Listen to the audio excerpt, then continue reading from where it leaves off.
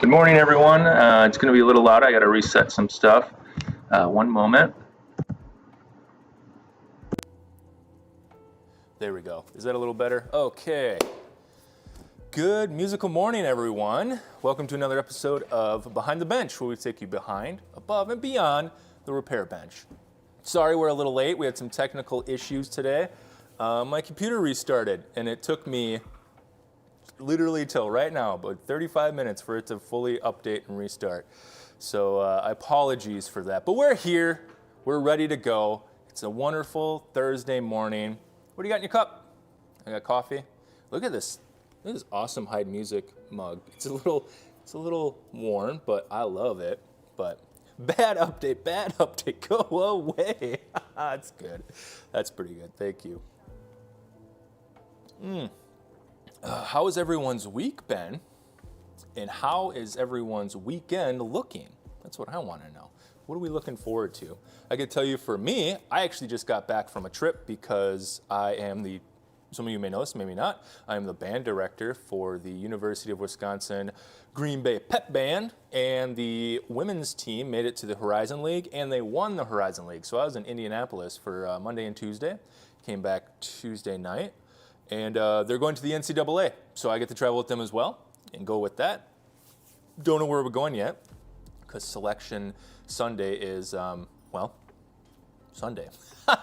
So we'll get to see where we're going, and it's very exciting. The team's doing really well. They got a new coach this year, and just killing it. So go cheer on the UWGB Phoenix. Here we go, and maybe you'll see me.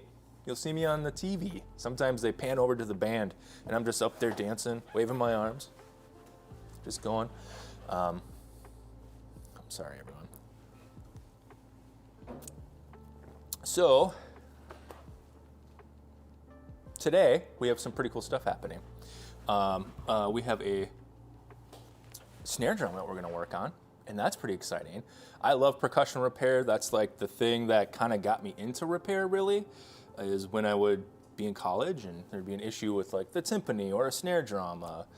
My percussion instructor would kind of walk us through, and it's very exciting. I love it, and it's my favorite thing in the whole world, and we're going to be working on that today. So, exciting. Is this camera flipped? I think it's flipped. My update kind of messed some stuff up. I'm going to try to fix that real quick. Are we okay with that? Can I do that, chat?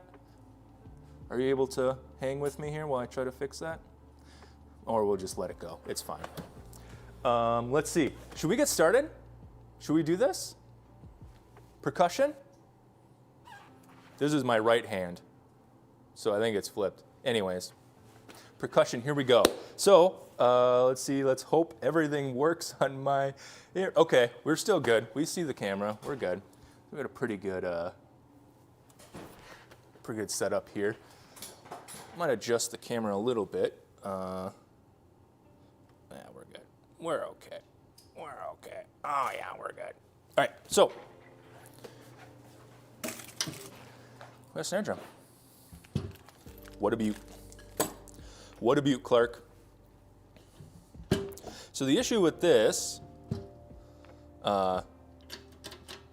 is that the throw, so this is the snare throw right here. So how a snare drum, let's start from the beginning. How does a snare drum work? Why is it called a snare drum? So without the snares on, and the snares are these wires right here. It's this metal wire on the bottom. As you can see, just a bunch of little strands. They're very delicate. They break and snap and bend pretty easily. But without that, we get this kind of tom sound, right? But when we engage the snares, meaning that this wire on the bottom interacts with the bottom head, we get the classic snare sound. And what that is when you hit, the vibrations inside vibrate the bottom head, and it vibrates these metal wires against the bottom head. Okay? And that makes that buzz. But you kind of hear it when I'm talking. Gives me a buzz. That's the very quick cliff notes on snare. And how you engage that is this mechanism right here called the snare throw. And this controls how much tension you have on the snare drum. So if I loosen this, meaning there's a lot more play here, there's more space, you could say, between the snare and the head, it gets really washy. Or not at all. Whoops, I went too far. Let's see what I can do here. You hear that? Like it's not a crisp, fast buzz when that snare vibrates. And as you tighten it, it gets cleaner and tighter. But what happens when we over tighten it? Well, let's take a C. Let's take a C. You're wording today. I'm really wording today. Gets tighter and tighter and tighter and tighter and crisper. But you can go too far. This one is really kind of maxed out. You can see there's not a lot of space left there. But we're going to be resolving that. But you can actually go too far, and then the like this snare here like pushes into the head, and you kind of get this weird kind of tom, almost like a weird tom sound out of it. But we'll experiment when we fix it. So the issue with this one that we're going to be looking at today is, I'm going to see how I can show this. Here we go. That right there. So the arms and stuff are held together by rivets, and this rivet broke out, and we tried to screw a nut, and it's a good idea, but it didn't quite work because we're hitting this arm. So I think the best thing to do is actually just replace the throw. So we're going to do that. But what I wanted to do is we're going to take this one apart so we can really see how this thing works. And I think that's going to be pretty exciting. I think it's going to be exciting. I'm sure it'll be nice and boring for most other people. But hey, my stream, dang it. So we're going to be diving into that. First, we're going to take the snare off. And when I talk about the snare, this is what I'm referring to as the snare. But funny enough, when someone says snare, they can refer to the entire drum. So, fun fact, I guess. Fun fact with Adam. Anyways, speaking of fun facts, did you know it's Music in Our Schools Month? And did you know that Heid Music has a really cool event going on, the Big 10 Plus? Did you know that you can go to heidmusic.com/Big10Plus and see a bunch of really cool photos from area music programs? And you can vote on them? And the ones with the most votes win awesome prizes? Did you know that? And you could be a part of it? You could go to that link that's in the chat right now. My voice is getting higher and higher. You should check it out. There's a lot of really cool photos. And if you have a music program that you want to submit, you can do so. Here's my coffee, by the way. I'm just showing you here. Heidmusic.com/Big10Plus. All right. Let's start by taking the snare off, okay? So, there's two different ends holding it together. So we have this side, which is the opposite of the throw, and it's just a simple clamp that is screwed in, and it's got this plastic, I don't know, what do you call that? Strip? Yeah, plastic strip that holds the snare on. Traditionally, there's strings, so there'll be strings you can see. If I hold this up, you see the end of the snare there. There's the strip there for that longer piece, but then you see the holes, right?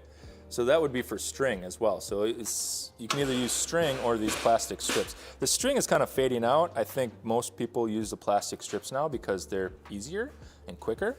But some old vintage snares don't have that clip, this clamp that we're going to be working with. They actually have just holes, and you can only tie it. So another little fun fact. But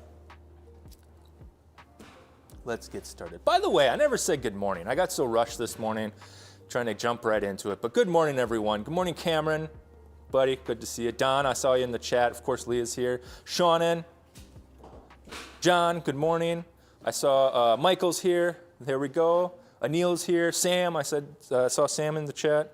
Good morning, chat. Thank you so much for being patient this morning as I worked through silly, silly tech issues. All my fault, by the way. Chris is here. Good morning, Chris. I know, Leah, I said that. I said, of course, Leah's here. And then I went, well, that wasn't good enough. I know. I'm sorry, Leah. Leah's awesome.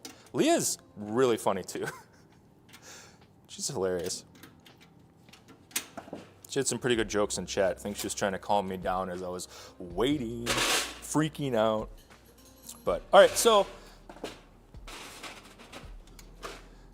this is that it's just a simple clamp. And we just took that strip out there, okay? And we're gonna do the same on this side. It's just a simple clamp. Maybe I should, can I zoom in a little bit? Oh, there we go. That'll help a lot. So it's just this simple clamp, and we're gonna get that screw out, and then we're gonna take the strip and pull it out. But this one is Phillips, so we'll switch over. Is this one gonna work? I think so. Ah, that'll work. Ah, crumps, that'll work, eh? All right, so we just loosen it,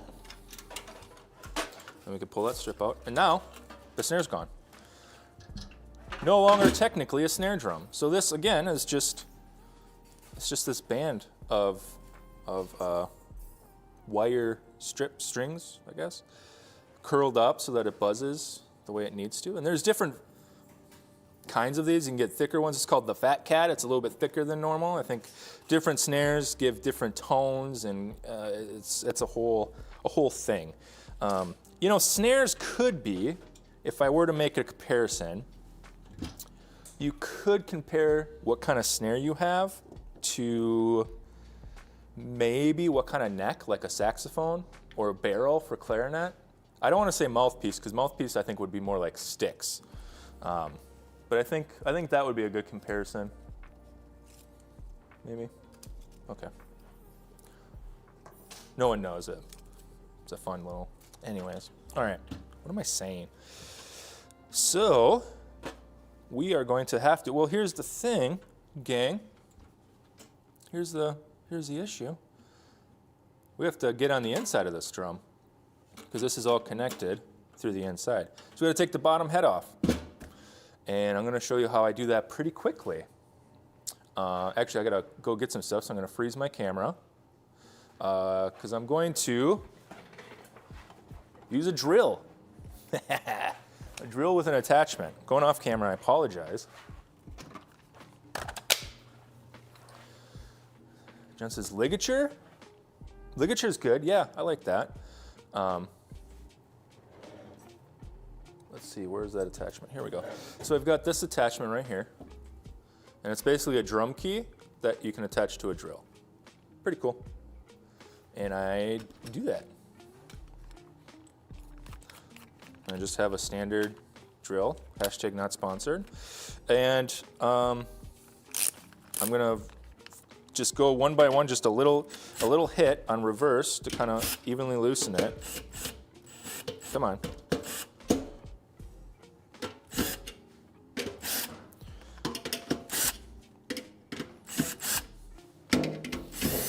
And then I go a little bit more. I usually go about 3 times.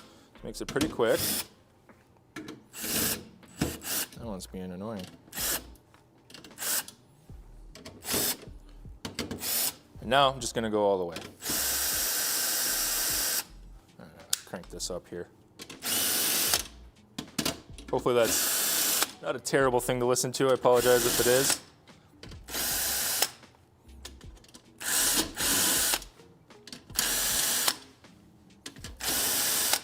Now, it's loose and ready to be taken off. But before I do, maybe this is a superstition. I don't think that's the case, but I'm going to take this marker, and I'm actually going to mark on the rim where it came off. And usually I line it up with the badge. Yeah, so over here. Actually, I'm going to do it with the snare. The reason I do that is I believe that, you know, despite all of our... Well, you can kind of see it's a little oblong here, right? So the shell might be a little weird. There could be damage. I want the rim to go back on the same position it came off, because it fits now, and I want it to fit back later. So I take a little marker, and I just mark on an area. So I want to make sure that this is the side that's going to go here, near the throw, and I know that that's the case. And this one is pretty oblong, but that's not what we're fixing. And then we just take it off. Boom. Look at that. It's the inside of a drum. Wow. You can see this is, yeah, see it's a little wonky. So let's talk about what we're seeing here. This is called the sounding edge or bearing edge. That's where the head comes and sits. There's one on each. They have different angles and degrees of angle. At one point in my life, I started to dive really, really deep into percussion and drum making because I thought maybe I could be a drum maker. And the more I dove in, the more I realized that you need almost like an entire wood shop and also a bit of a metal fabrication shop to make it happen. And my garage is only so big and I only have so much money to invest in it. So I kind of dipped out pretty quick. But I was, getting into the science of the different edges and what they do, and it was pretty cool, but you need a lot. Anyways, that's the bearing edge. And this thing right here, this is pretty cool. This is an internal dampener. So it's controlled by this right here. A lot of, I would say student line drums have it. Some of the older ones do. And what it does is just put a little damper on. So with it, it's gonna sound weird without the bottom head, but without the resonance, it's not gonna do much. But if we over tighten, you hear how it dampens it? So it cuts a lot of the overtones away. And a lot of schools actually kind of want their concert snare drums to sound frankly, kind of like a bit like a marching drum. They want it nice and crisp. They think they want that. So if they don't have this internal dampener, actually one thing I'll do is a little cheat. I do this on my toms on my drum set too, actually. So I will take a strip of fabric. I actually have a specific fabric I use, but it's not too thick, but it's just a strip right here. And when I take the batter head, I'll take that off. So let's pretend. So let's say this is the batter head. I'll take that strip and put it right here, right about where the logo would be, and then put the head on and tune it and tighten it as it is. So what that does is it really kind of cuts the high harmonics out of it and a lot of the resonance that most schools kind of just don't want, and it kind of takes the guesswork out of it. It gets a nice, standard, crisp snare drum sound. I found that most schools want that and enjoy that. And I do it on my low toms because it gets just enough of the resonance out and makes it just sound really, really, especially the bigger toms. And my sound folks typically enjoy it. I know Matt did. Anyways. So, where was I? Let's talk more snare drum. All right, so it's time to take the throw off. We're gonna replace it with a standard Ludwig P85, the workhorse. John, what's my favorite bearing edge style? I'm gonna be honest, I don't remember all of them. I knew some of them, but I don't remember what they all do. This is a couple years ago. I'm gonna research it, try to remember, and remember what I was hoping for.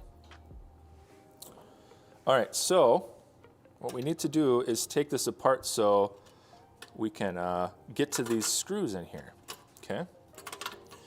Seth, what's the magic fabric? You know our silver polish cloth, the big white stuff? That's what I use, a strip of that. I don't know why, but it's like the perfect thickness. And it's just like an inch right across, low tom, high tom, snare drum, works great. All right, so I'm gonna disassemble this throw and we're gonna see what makes this thing work. So, first thing I'm gonna do is this knob right here. Let's go ahead and get a close-up shot.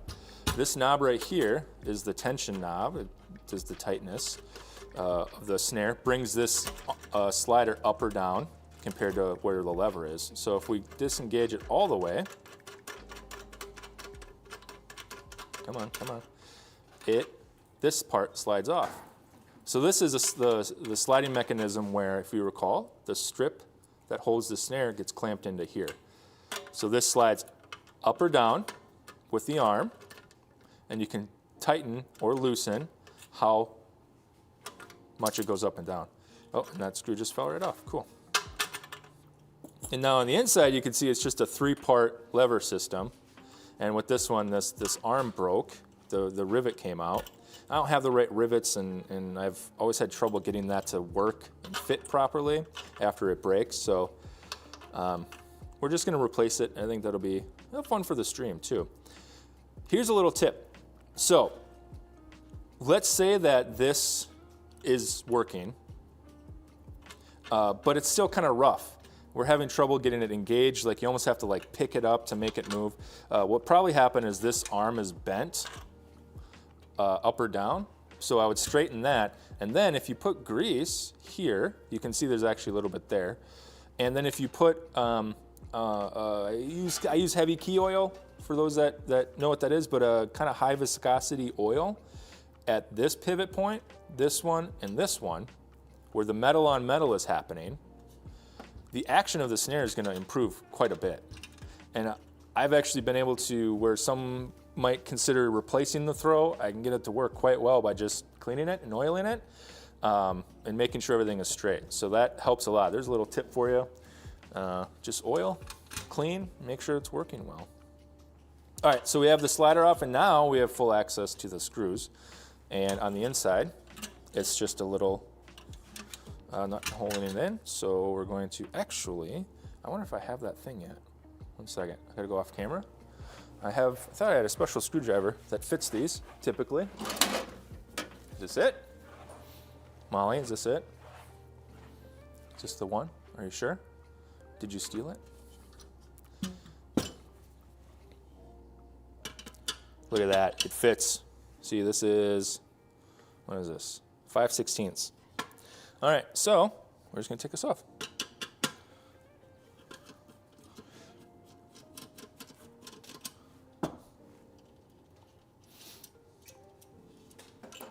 Come on. Screw, washer, lock nut. That's all it is.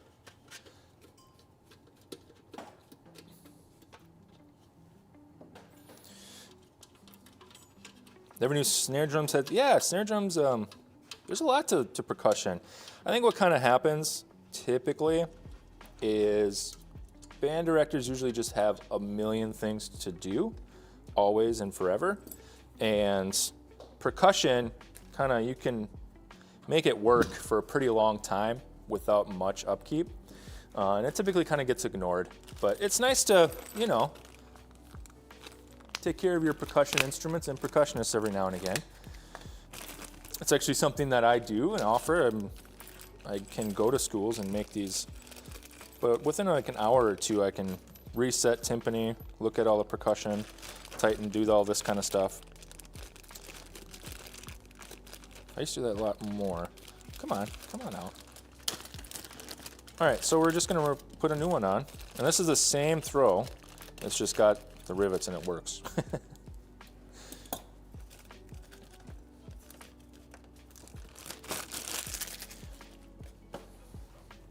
Whoa, camera? What happened, buddy? Hi, friend. Hi, friend. Hi. You coming? That's all right. It's okay. There we go. Just got scared. Camera just got scared. All right. So here's the working one. You can see that it's got that post and rivet and it's all working now. And we're just gonna put this on. The only thing you need to worry about when you put a new throw on is do the holes line up? Most of them are like this, a little further apart. They all are fairly universal. Some of them are slightly different. This might be flipped, basically. These arms are kind of facing inward. And there's some other special throws out there. There's a few different options. And you can pretty easily switch them out if you want a different throw. You might need to drill into the drum, which is a scary thought, but it's definitely doable. To get them installed and make sure it works. But this is all services that we offer here at Heid Music. So I'm noticing that this is a bit dented in. We kind of see that? See how that's dented in? So to get that out, we're going to use a hammer and a dowel and just try to reshape it out. I am realizing that I don't have these anymore and I should get them. I used to have a set of basically dowels that were shaped to snare diameters, just rounded off pieces of wood basically. And I don't have them anymore. I never really realized that until literally right now. So we're gonna do our best, see if we can make this a little bit better. My head's gonna be in the way, I apologize. Let's see if I can do this kind of to the side. So what I'm going to do is I'm going to just, one of my dowels here, I'm going to take it on that dent area and just try to see if I can pound it out. It might get loud. Let me know if it gets too loud. I can maybe adjust volume here, but I'll try to not get in the way. Here we go. Is that too much? Is that okay? Chat, are we hurting? Try it again here. I can mute too if it's too loud. You let me know.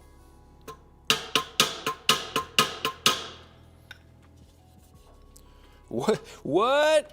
Sorry.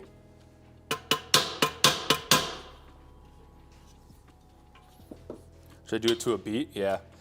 Sometimes I like to just get it on the edge here because it gives me a little bit more ability to get in there.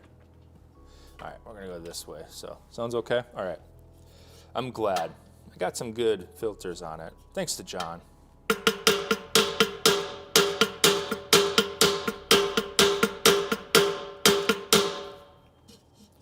A little bit over here. A little bit more.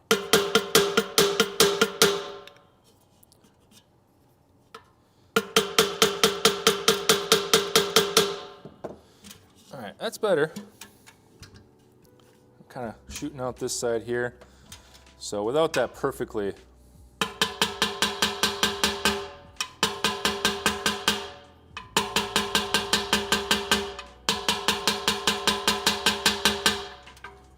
that's a little better. Enough to put the throw on. Yeah, I wish I had that. It's to the,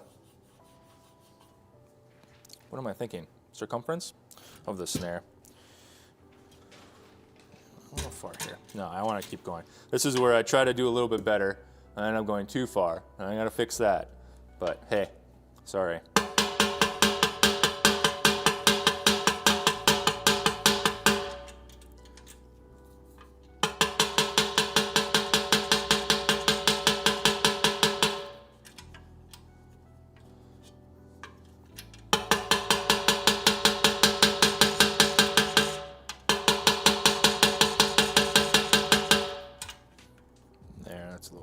Okay. Having repair like a percussionist. Yeah, I just hit things. Okay. So now we're gonna reattach. This. The holes line up. I want to go more. I'm sorry. I don't like it.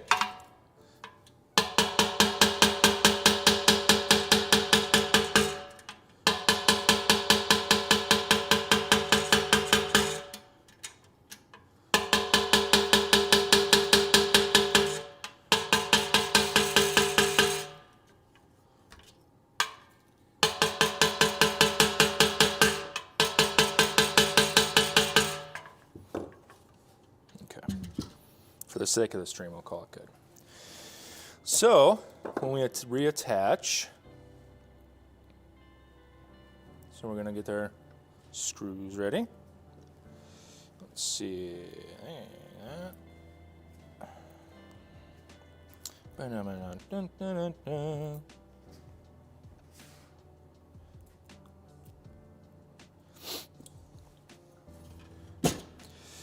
Oh. What'll be easier is if we take off the slider, right? So we're gonna, so now this here too, if you recall, here's the old one. Can you see how like cramped that spring is? Pretty compressed. My guess is they kept tightening and tightening and tightening, and it kind of messed up the throw. Here's another little secret for percussion. You can loosen. It goes two ways. You can loosen.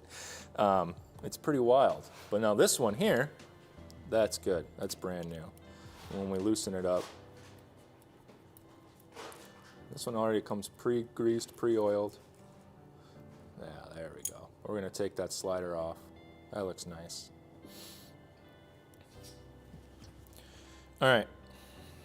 Now we have room. I always forget which one is which. Yeah, we gotta go that Excuse me. I think that's what we want.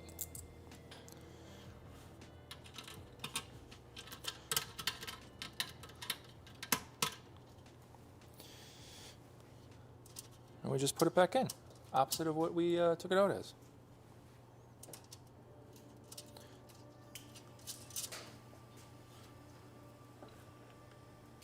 How's everyone doing? Chat, how we doing? Hopefully percussion is interesting. I really like it. Timpani is always very fun. Timpani repair can be confusing at first, for sure, because there's a bit of a balancing act between like the pedal and the tension.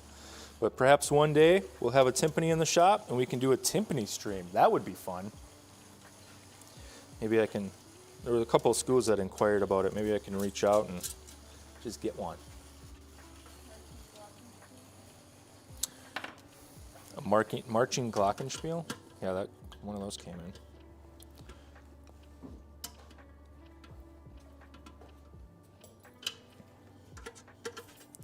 Right, and we're just getting it tight.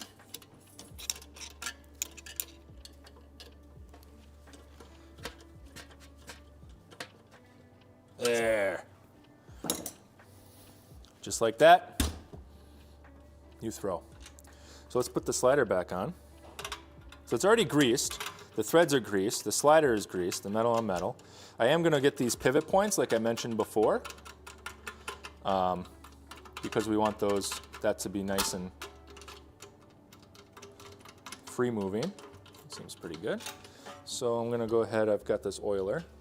You know when we when we do woodwind repair, we always put that little drop of oil in the hinge tube. It's kind of just what we're doing, just trying to get a drop, not much. Just a drop, just like that. And we're gonna get it right on those pivot points. Then we're gonna work them in.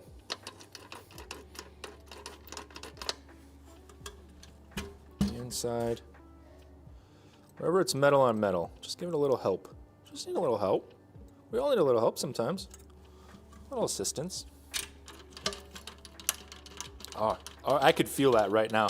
It felt fine before, but there's just a little bit of friction. I put that oil in and it's like, whoa, it's gone, cool. All right, now that we have a new throw on, let's go ahead and put our snare drum, or the snare head, the bat resonating head, woo, mixed up, back on. So, we marked on the rim where we want it to go, back on, so we're going to do that. Boom. Approximately right there. And then we line up the lugs.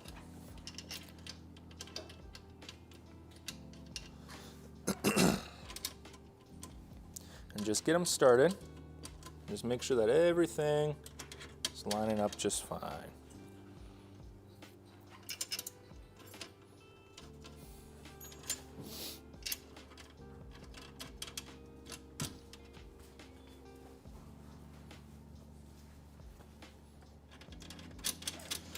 Let's get it going.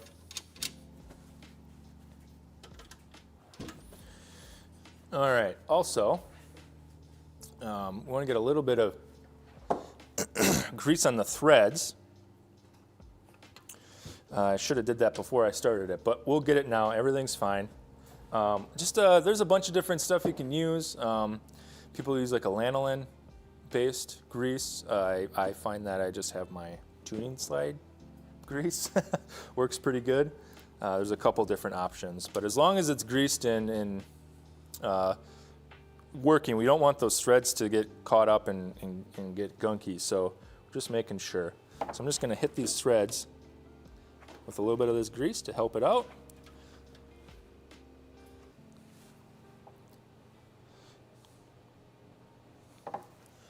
Just to make sure everything's going good. That's all we want. We want everything to go good. You gotta have fun, right, Don? You gotta have fun.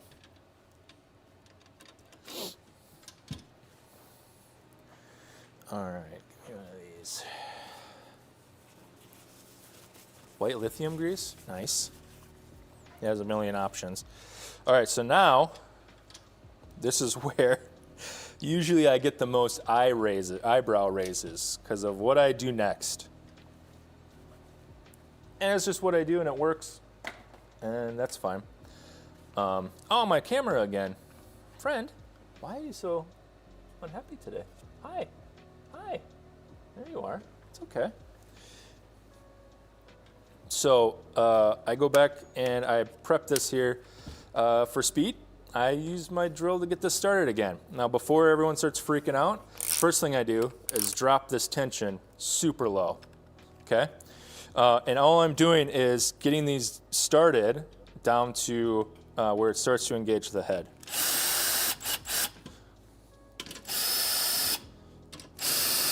Come on.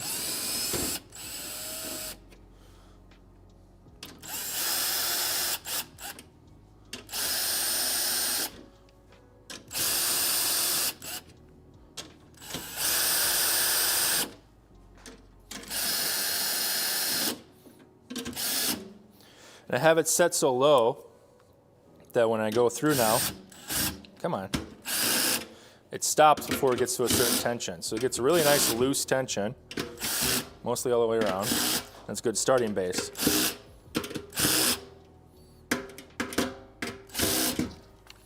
That's where we get started there. And then, I gotta get the tool I forgot to grab.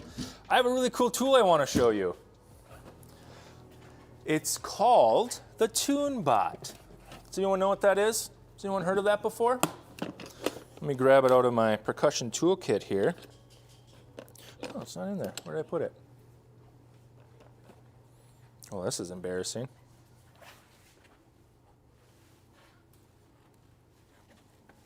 Oh, I don't know where it went. Never mind, I don't want to show you anything today, I guess. I'll show you next time. It works really well for toms. Where did it go? Molly, what'd you do with it? All right, well, never mind. We'll work on that next, because I do have some, I want to bring in the drum set for the UWGB pep band and change the heads out. I think that'll be a really good opportunity to show off that tool called the TuneBot. But check it out before we do so you get familiar with it. I'm pretty sure you can buy it through Heid Music. All right. I'm just going to go through, start getting this tight. So the one thing about metal drums and the rim, if it doesn't have a snare bed, I personally have trouble tuning the bottom head. So what a snare bed is at where the snare sits, so where the throw and the clamp on the other side. On the rim, on a lot of drums, there'll be a slight bed, so like the rim will kind of come down a little bit. And this one has a very slight one, so that's good. And it kind of just lets the snare, the strands, sit nicely. Some metal drums don't have that. And I've always struggled a bit to get those to sound pretty good. I don't know what it is.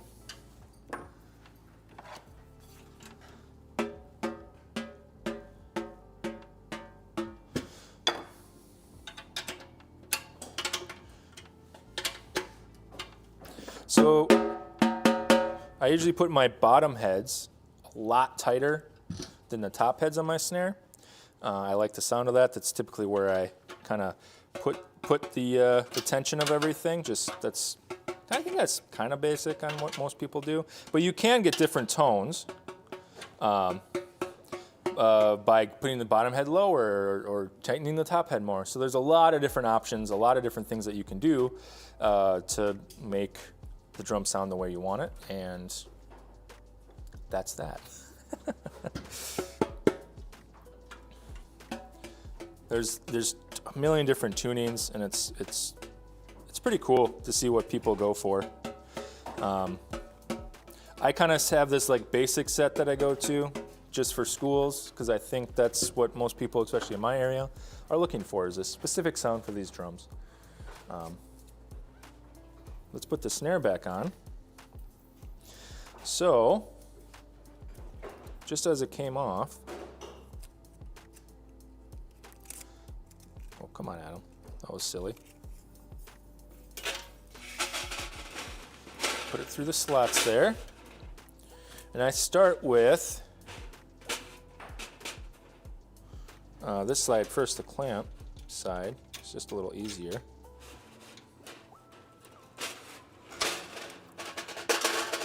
And this one is just tricky, huh? This one doesn't leave a lot of room. Come on, friend. Yep.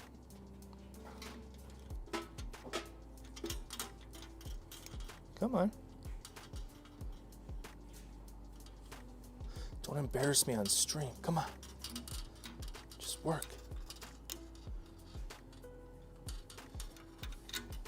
Wow, this one's really fighting me. How embarrassing. Let's see if I can get it to go this way. I'll need it to go through there. It's got a little clamp on the underside, which just makes it harder to make this go through. And again, this rim is kind of bent. This drum's seen it. This drum's been through it, you know? So, all right, come on.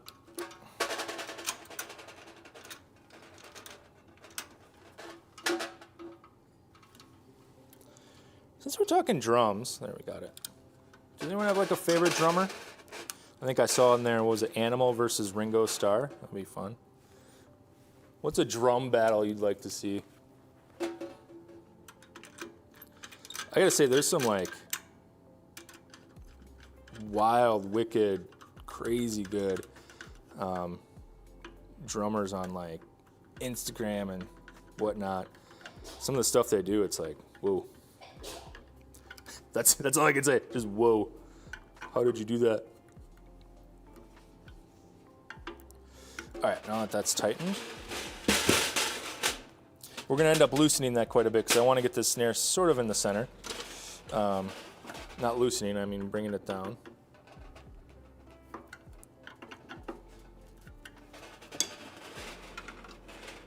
A little bit, come on, a little bit more. God, everything's just fighting me today. Everything's just fighting me today. So we're almost done with this, and then we're gonna go to our Molly Minute. Molly, are you ready? Yeah? Okay. I've been ready. Wow, the confidence today. I like it. Yeah, I've been ready. Don't even worry about it. I've been ready. I ain't scared. My name's Molly.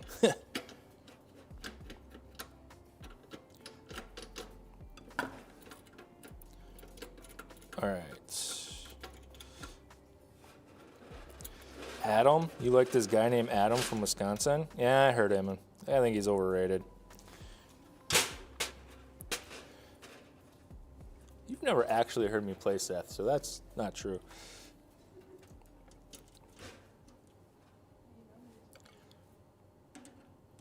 All right, so I should talk. Sorry, I talk about what I'm doing. So I'm just getting the other side clamped in.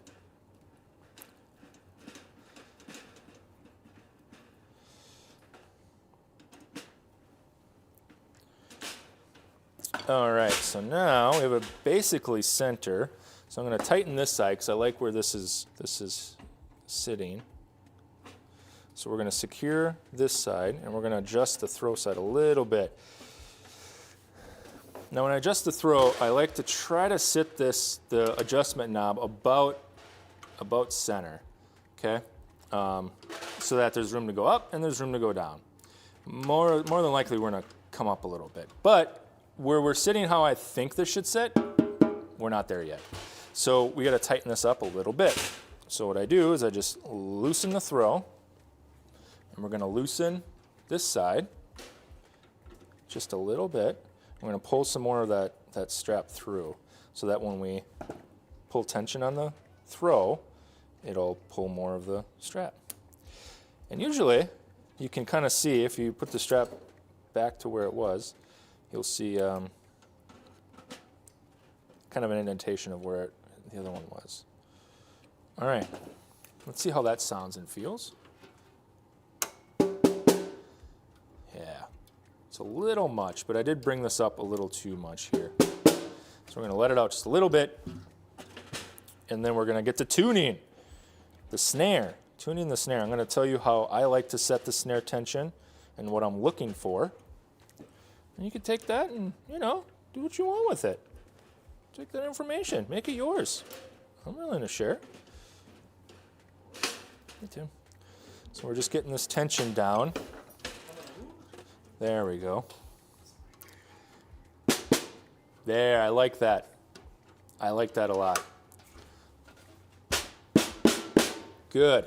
So, I like where that's at. I like where the tension knob is at. I actually kind of like where that's sitting as it is.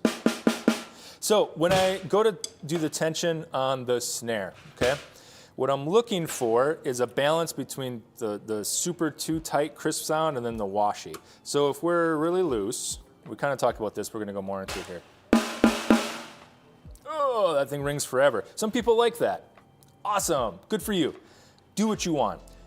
This is a school drum. Most schools want it a little bit tighter, so that's too loose, all right? So I'm going to tighten, and what I'm going to do is I'm going to over tighten. We're going quite a bit here.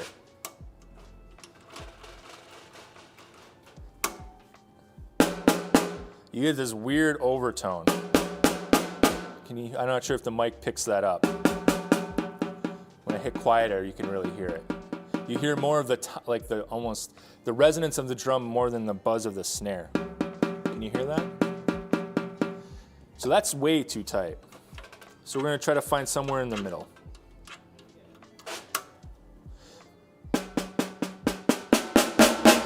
Okay, so what I'm doing is I'm trying it at the quiet level. When I hit quietly, is it engaging the snare? Is it buzzing? Also, notice where I'm hitting. I'm hitting slightly off center. Because if you hit dead center, you have no tone. You hear that? Slightly off center. Start to hear the drum a little bit more. Hopefully that mic picks up the difference there. So I think this is still a little too tight. So I'm going to loosen it and just kind of play around a little bit.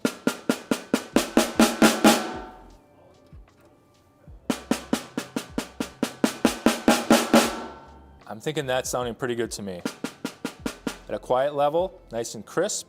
When you get too loud, it doesn't wash out. It's not too buzzy up top. I like that. And the other thing I will then do is, if we recall, that internal dampener. Now this is tuned pretty good, and I don't think it needs it, but we're gonna just get it so it's not flapping around on there.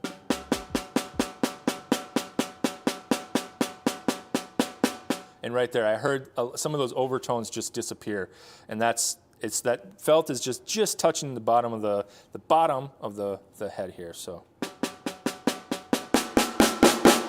I think that sounds pretty good.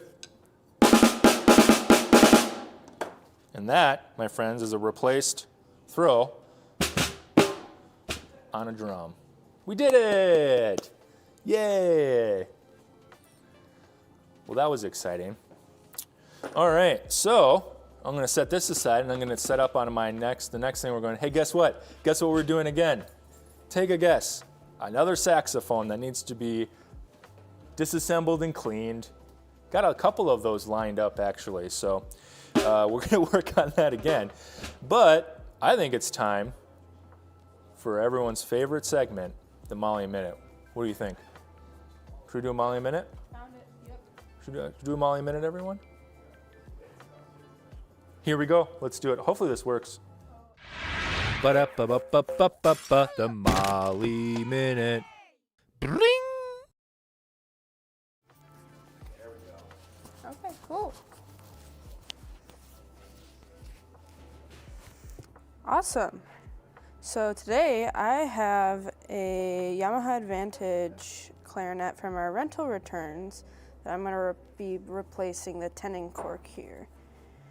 So to do that, I cleaned it all off. I got the old glue off really nice so that it's all clean so that we can put new glue on and it'll stick and work well. So first what I do is I take my ruler and I measure the distance and how long the cork needs to be so that I can cut it at a fairly close size so that it fits. So I'm just making sure got the right one, and I'll line it up on the cork here, and then I'll make a little mark on one side for it, and then I will make another mark on the other side. Then I'll line my ruler up here, and so that I got the right size, and then I'll cut that. Seems nice. I'm gonna line it up. We got it actually pretty close here, which is nice. That doesn't always actually happen. Sometimes it's too small or too big, so we have to sand it down. And it's just a little bit here at the edge. So we are gonna sand it just a wee bit.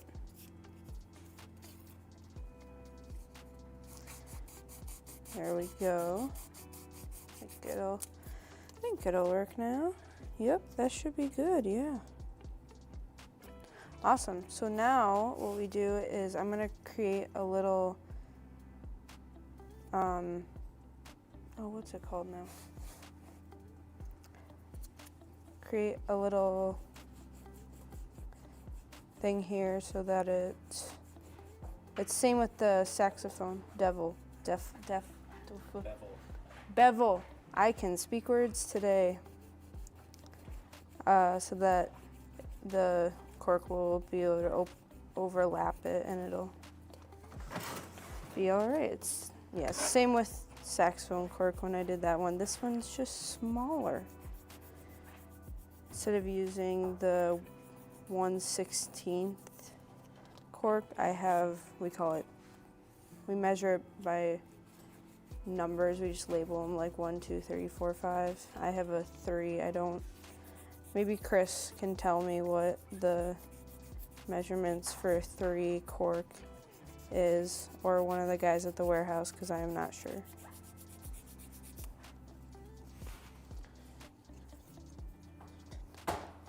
Yes, I try to measure it. I measure it like 5 times just so I'm like, oh, do I have the right number so I don't mess it up? Yep. So I'm just trying to make this bevel here nice so that we can then glue it and get it on to the clarinet. Alrighty, so we got a nice bevel here. You see it? Got a nice little bevel here. So now I'm gonna roll it out with my little drumstick that shrunk, so that it's softer so it won't crack when I put it on the clarinet, because sometimes, especially during drier season, the cork can dry out and crack very easily, and especially since we just got out of winter. 3/64, 1/4 usually. Yep, that sounds right, Chris. That's right, it's almost St. Patrick's Day. I'm going home for our famous St. Patrick's Day party. Make sure you wear green on Monday. It's gonna be best day. Adam's so excited for me to come to work on Monday for St. Patrick's Day. I'm gonna have stickers, buttons. It's gonna be great. Alrighty, so I rolled that out so that it's nice and it won't crack. Now we're going to glue it. And I'm just using my rubber cement, contact cement, whatever it's called. And I put a little on the bevel here. And then I'll put some on the other side. Don't need too much, just enough that it'll stick.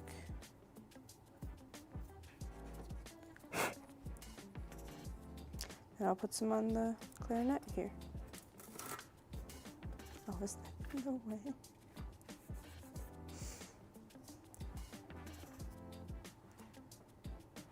Don't need too much. That's a little too much. It's fine. So yeah, and then after we put this on, we will let this dry, because you gotta let both sides dry or else it will not stick. I got a little too much on there, so I'm gonna take a Q-tip here and just clean it up a little bit, which is fine.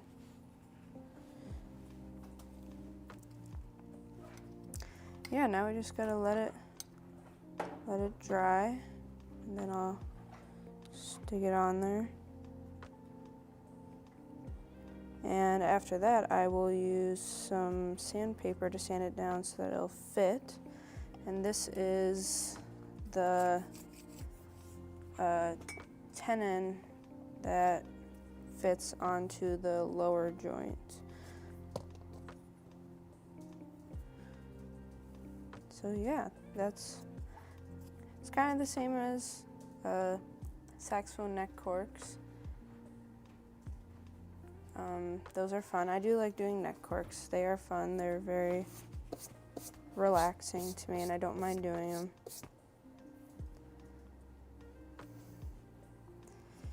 So yeah. Yeah.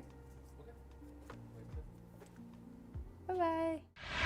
Ba-da-ba-ba-ba-ba-ba, the Molly Minute. Bring! Molly Minute, everyone. Dings in the chat. You notice that she's getting a lot better at talking on stream? Yeah, she's getting there. Yeah. Get my camera to work. Dings in the chat for Molly. So a repair intern here, interning under me, sorry. She's doing awesome. She's really getting it all, learning it. Good job, Molly. All right, so here we are. We're at it again, folks. Got another saxophone. Wah, wah. That's okay. We got lots of saxophones in our queue. Lots to do. This one again is another disassemble and clean. So we're gonna take this apart, but first let's put a leak light in it and see. Let's see. I think we have a Dr. What do we say? Dr. Bad Leak? Dr. Bad Leak. See if Dr. Bad Leak's here today. We're gonna check it out. So we're gonna see where we're at for this. I've got another one. I have one of another saxophone. It's a Bundy. I think it's a Bundy too. It is also estimated out for a disassemble and clean. But I was really hoping that one would be approved. I'm waiting for approval on the repair because we can really see the buildup, the gunk. It's like this bright blue, gross looking thing that is kind of covering that horn. And that's what happens when we don't clean our horns and take care of them. Perhaps that'll be approved and we can take a look at that next week. But this one is in for a little different reason. Yeah, that one might need a contact warning, just how nasty it's gonna be. But here we are. All right, so let's go ahead and get back to it. Let's get right down. Wait, no, we're gonna check it, see where we're at with the playing condition on it. So let's see here. Looks good. This here, look at that. Let's get see if we can kind of see that. See this here? That's really out of alignment. So that's going to take some doing to get that fixed. It's just bent and goobered up. So that'll be part of the fixing process after we clean it.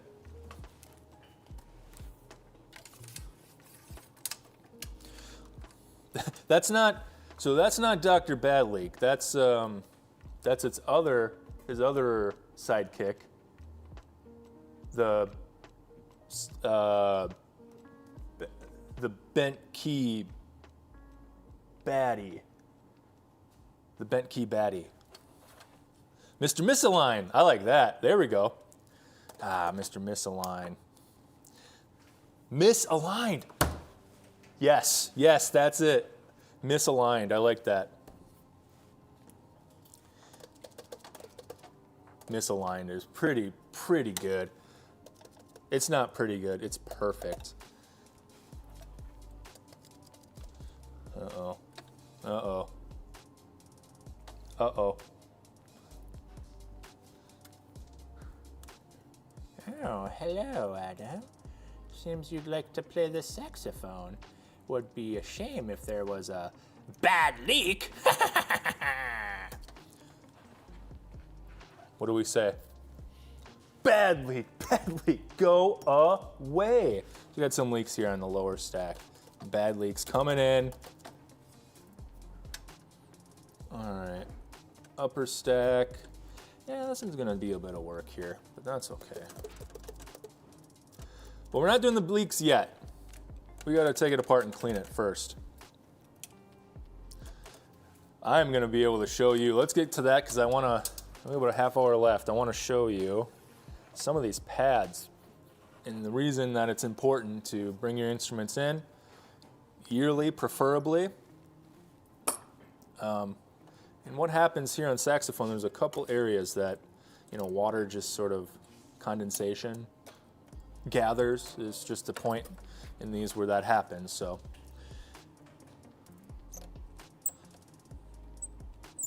here we go.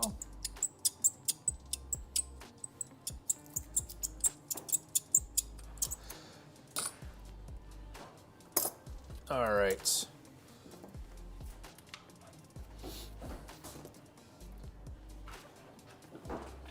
So, just doing what we normally do here, disassembling, getting our screws out. Maybe I should have did a timer. I'm feeling good today. Too late, we already started.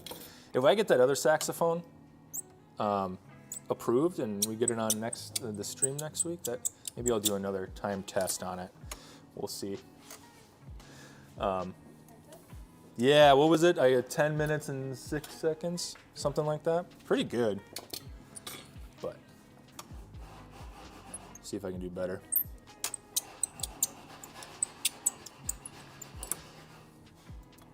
What if I did worse? I still hold my record, right? Is that how that works? Even if I did worse? Yeah. It's a PR, yeah, right, exactly. All right, moving up.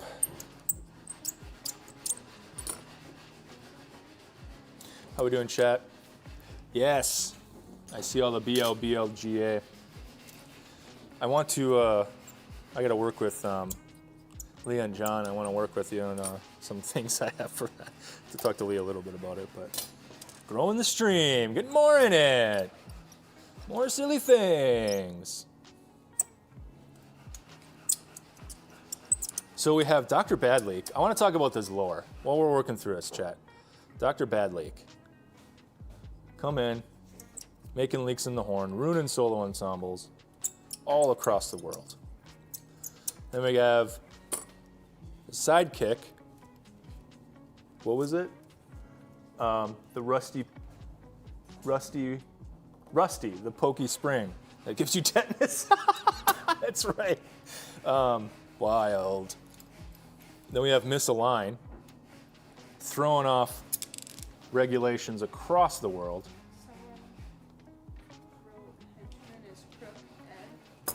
Henchman is Crook. Crook and Ed, two henchmen? No, the name is Crook Ed. Right, well, I'm saying there's two henchmen. There's Crook and there's Ed. Boy, there's a whole plethora of evildoers that we're battling here. And then what do we have? The Scrubby Squad? The Scrub Squad? Grime Stoppers. That's definitely what I'm doing here, because there's a lot of grime on this horn. Yeah, Molly checks. Molly's the note taker for this stream. Ah, the lower keeper, Molly. You're the Zordon.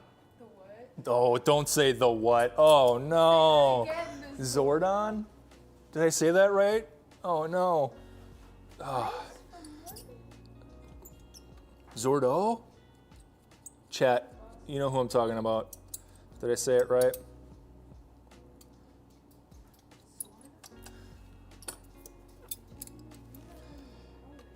I am talking about Power Rangers.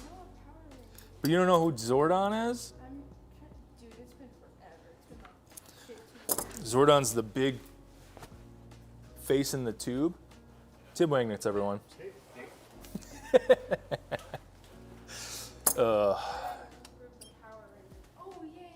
Did you just Google it? Oh no, someone said it? Okay.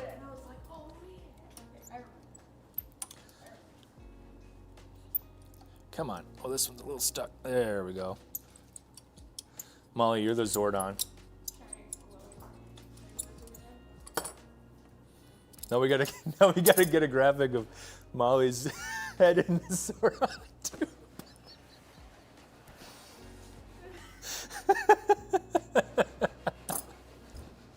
Eventually, we're gonna get like the intro to this is gonna be like the Power Rangers intro, but it's our faces just superimposed all over the place terribly. Oh, I'm sure that won't be a copyright infringement. Pretty funny though. Lindsay, you want to be Alpha 5? You got it. I think maybe Michael will be Alpha 5. Oh. Yeah, Michael's a bit of an Alpha 5. Oh, that's good. Good stuff, good stuff. All right. We're getting to the palm keys here.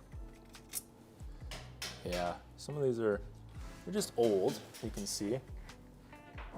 They just look old, right? A little worn. Some of these other ones, oh.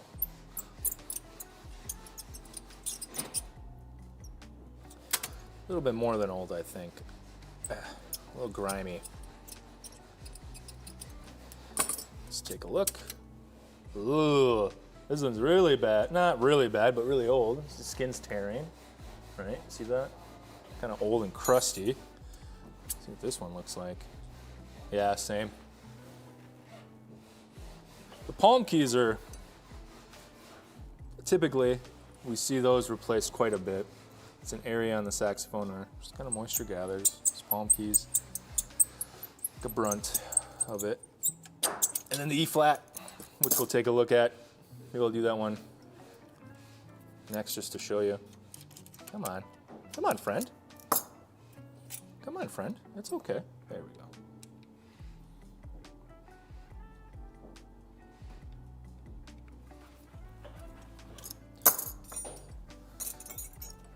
Continuing on. Boo-doo-boo-boo.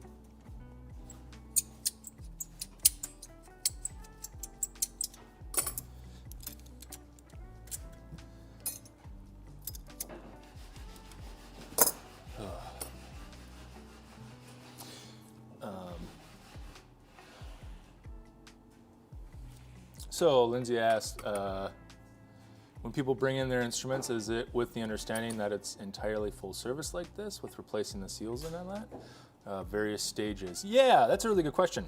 Thank you for asking it. So when an instrument comes in, we do have our front end folks are really good about talking through about kind of what they see, and there's a very quick cursory glance at the instrument to see what condition it's in. You know, if it's pretty bad, like if we have a woodwind that all the pads are torn, or you know, it's pretty obvious that it needs a full repad, where we need to take all the keys off and remove all the pads, the felts, replace them with new ones, and whatnot. We try to have that conversation. But basically, we have a couple different services, but we look at that, and if they want to know the exact amount, we put it in as an estimate, and I take a look at it and come up with an estimate of what's the work that needs to happen. Oh, come on. And that gets sent out to the customer and approved, and we do the work. We also have some pre-approval amounts, so when it's entered in, oh, this one's being feisty. There we go. So they agree that the work is approved up to that amount. Ooh, look at this pad. Still not the worst I've seen, but getting grimier. Getting grimier.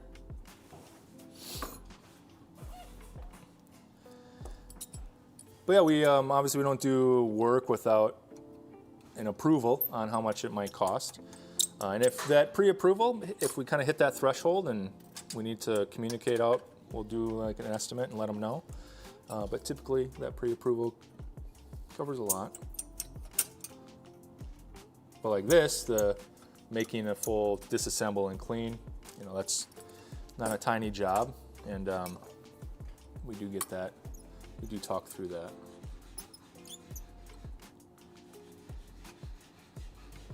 Come on.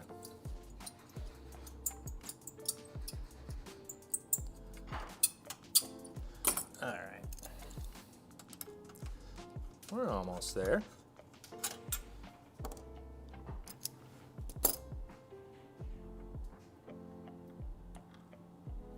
There we go. Oh, that's pretty good. All right. Coming to the end here. 2 more keys to get off. Then we're gonna bring it to the flush room. Flush the body and the neck. You gotta get the neck in there.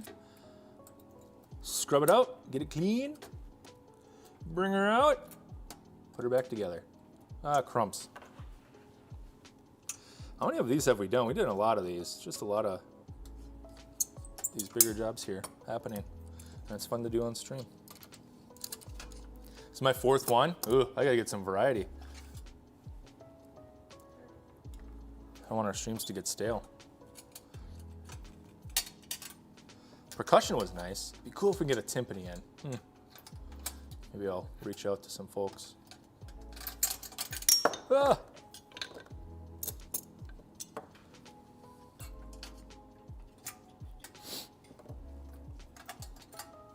All right, let's take this key guard off, and we're gonna take the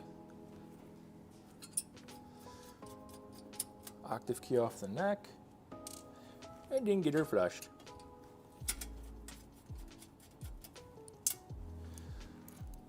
So when we do that, again, we're gonna mute up while the ultrasonic does its thing. Actually, I'll probably run in there, start it. We'll have a little chat.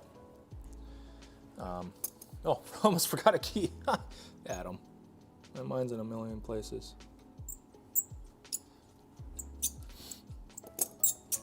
As I said, hopefully next week we'll have some toms to work on.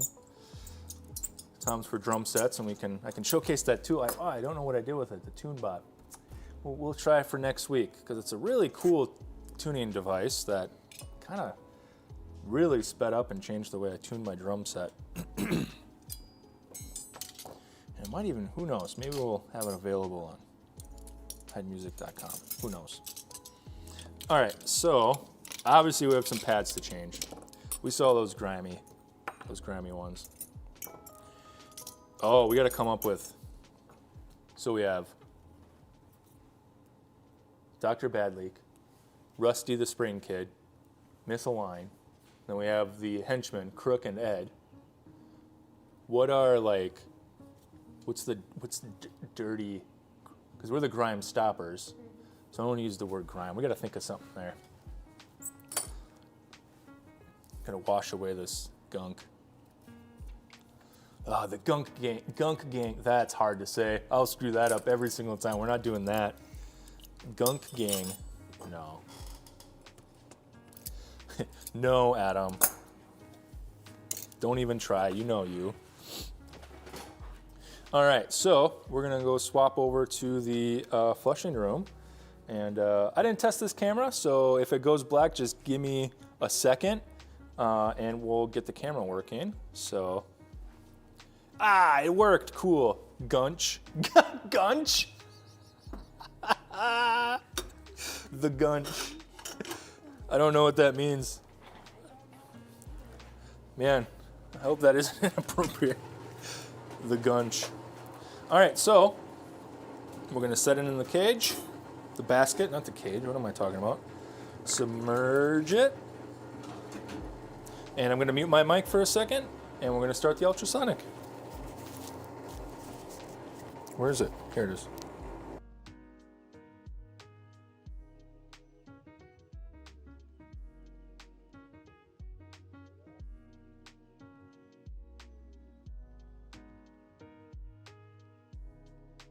The gunch. We'll work on that. By the way, while we're waiting for this, the ultrasonic to do its thing, Again, it's in there, sound waves going through the liquid and the soap material. Wow, my words are failing me. Breaking apart all the grunge. While we're waiting for that, we checked out heidmusic.com/Big10Plus. See all the really cool pictures, all the creative pictures that a lot of these school programs are putting out there and trying to win some cool prizes. Check it out, heidmusic.com/Big10Plus. And go vote for some of your, you can do it every day. If you voted last Thursday, guess what? You can vote again this Thursday. You can vote right now. Well, maybe not right now. Or you can do a tab. Open another tab, don't lose the stream, and go vote. There's some really cool pictures on there. What's your favorite one? That's a good question. What's your favorite one? So we'll go over there. We're going to scrub out the body as we do. And then we'll mute up again as I use the air hose to clean it out. Bring it back over here. And we will take out these 4 pads that we know we're replacing, the 3 palm keys and the E flat. We'll take them out, and we'll kind of see where we're at for time after that. And next week, really hoping for some more drum repair. I liked it. At the very least, we'll do at least one tom. It's not terribly exciting, but I just want to show off this tune bot. So that's what I want to do. And then we'll see what else is on the bench. We'll see what's on the bench. I don't know what that is. This just sounds cool. What's on the bench? Is that anything, Molly? No? No, okay. Here. Yeah, write that down. Make sure you take notes on that. What's on the bench? I know I got some more flutes. Oh, we get some brass, more flushing. What do you want to see, chat? Anything in particular? Any instruments that you'd like to see worked on? Let me know. Maybe get another trumpet flush. Trombone. Trombone's tough to show though, but I gotta at least talk through it, right? The alignment, yeah. All right, so let's head back to the flushing room and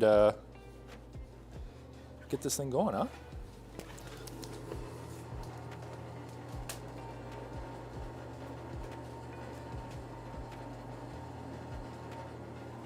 So I decided to get the chat up so I can talk with you all. So pull it out of the tank.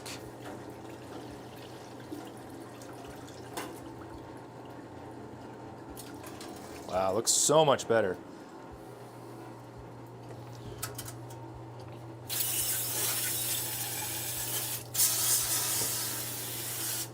Ooh, hoses, gotta clean that up.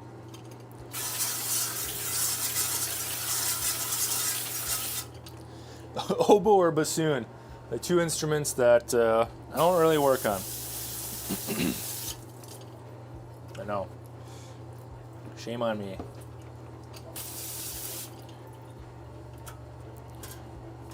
All right, scrubbing out the inside, the bore, this awesome tapered brush. Woo, woo! There we go. Makes quite a mess.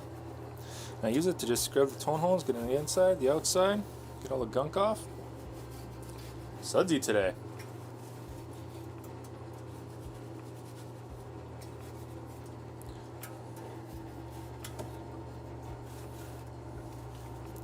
Get the gunk away. Grime stoppers.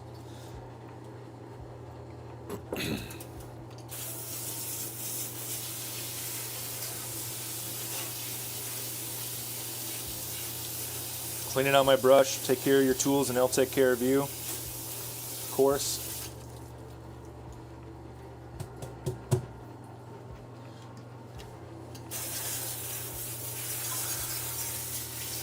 There we go. Yeah, my hoses. Spray's a little clogged up, okay, clean that out. Still gotta get that attachment. The warehouse folk have this cool attachment that goes on the hose. It'll work a little bit better. Gotta get one of those. There we go. I'm gonna scrub the tenor here on the saxophone. I always figured I should really do that first, a little bit more efficient, but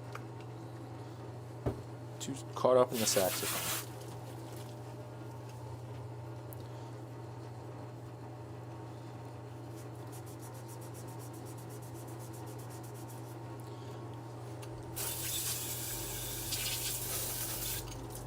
Brush.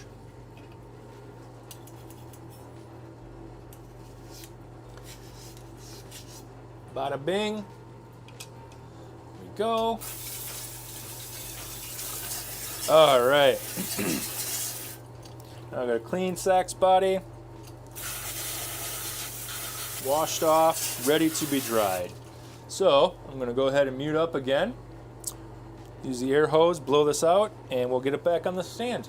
So hopefully the music's loud enough, but enjoy a little lo-fi music, ambiance, as we try this horn.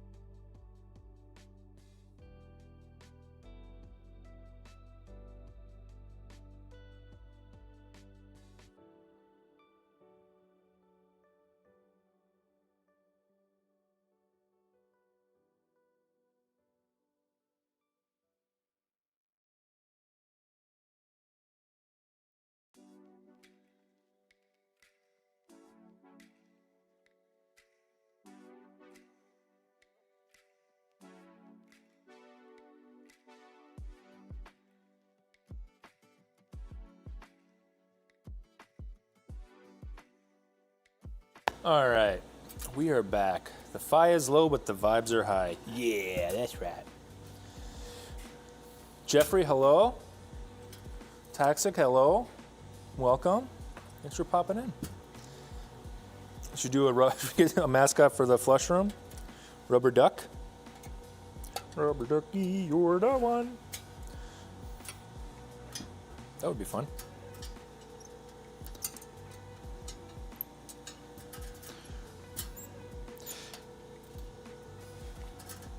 I'm glad you guys like the saxophone bath time. I like that. I like that you like it. We've done enough of them now. I still think just like a saxophone without its keys on it just looks cool. I mean, look at this thing, right? I don't know, it just looks cool. It's a naked saxophone. Oh no.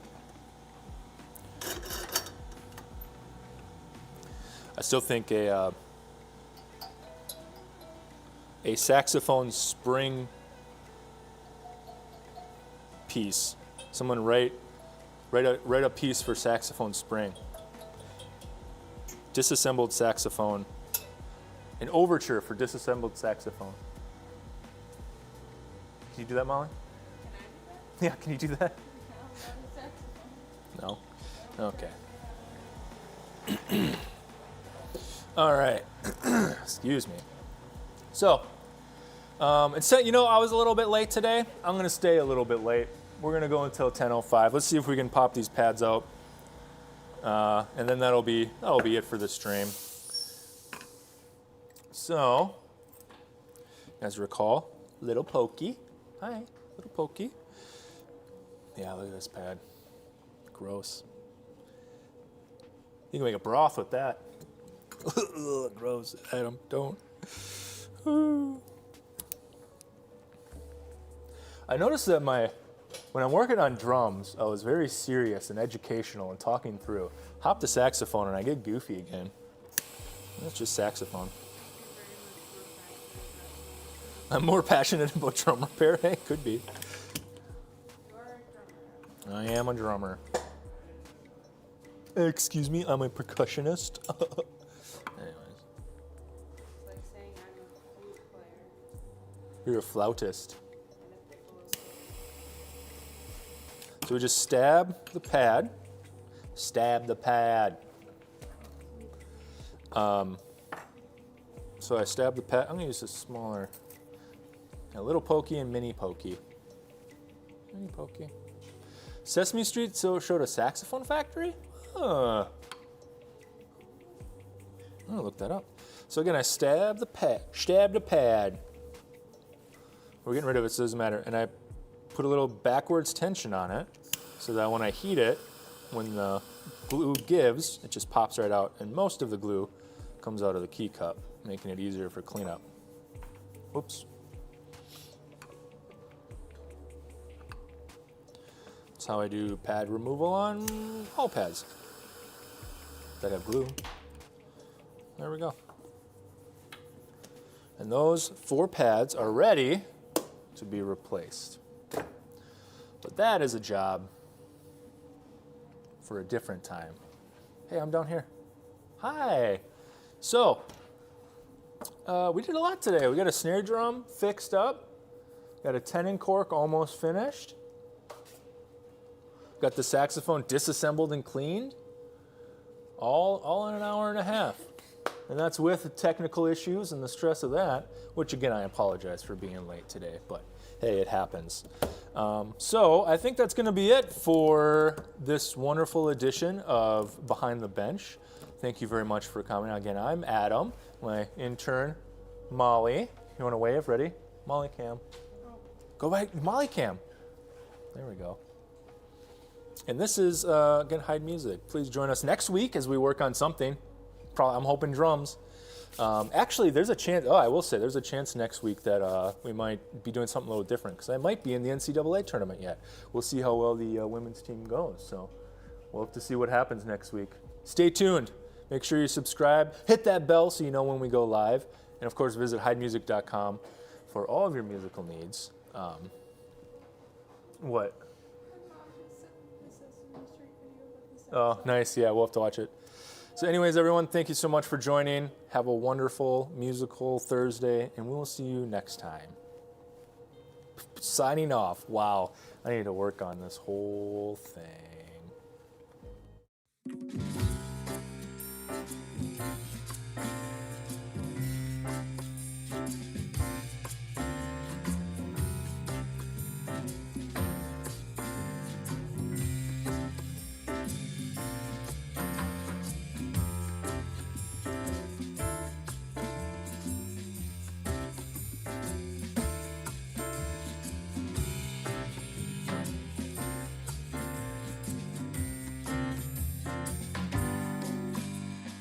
Let us help you find your